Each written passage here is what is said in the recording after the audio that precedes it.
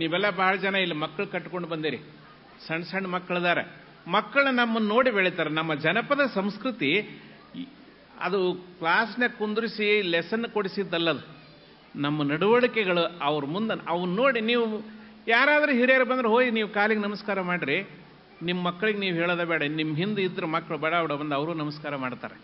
ಅದು ನೋಡಿ ಅಂದ್ರೆ ನಮ್ಮ ಬದುಕು ವಿಕಾಸ ಆಗಬೇಕು ಅಂದ್ರೆ ನಮ್ಮ ನುಡಿ ಹಂಗಿರ್ಬೇಕು. ನೋಡ್ರಿ, ಬಹಳ ಜನ ತಾಯಂದಿರು ಬಂದಿರಿ, ಹಾಲು ಹಿಂಡಿದ ಮೇಲೆ ಅದನ್ನು ಕಾಯಿಸ್ತೀರಿ, ಹದಕ್ಕೆ ಬಂದ ಮೇಲೆ ಅದನ್ನು ಹೆಪ್ಪಿಡ್ತೀರಿ.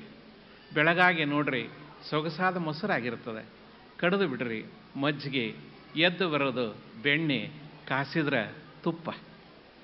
ನೀವು ಹಾಲಿಗೆ ಹೆಪ್ಪಿಟ್ಟ ಕಾರಣವಾಗಿ ಹಾಲು ಮೊಸರಾತು, ಮಜ್ಜಿಗೆ ಆತು, ಬೆಣ್ಣೆ ಆತು, ತುಪ್ಪ ಆತು.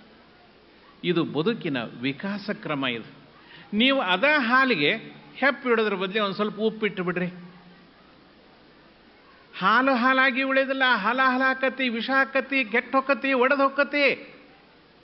ಹಾಲಿನಂಥ ಈ ನಮ್ಮ ಬದುಕಿಗೆ ಹೆಪ್ಪಿಟ್ಕೊಳ್ಳೋಕ್ಕೂ ಬರ್ತೈತಿ, ಉಪ್ಪಿಟ್ಕೊಳ್ಳೋಕ್ಕೂ ಬರ್ತೈತಿ.